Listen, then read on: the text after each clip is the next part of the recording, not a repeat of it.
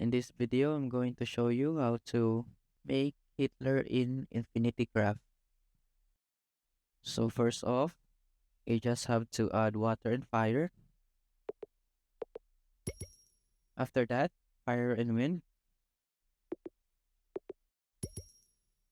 And fire plus steam. And then engine plus rocket. Engine plus engine is equal to rocket, as you can see. Well, engine plus rocket.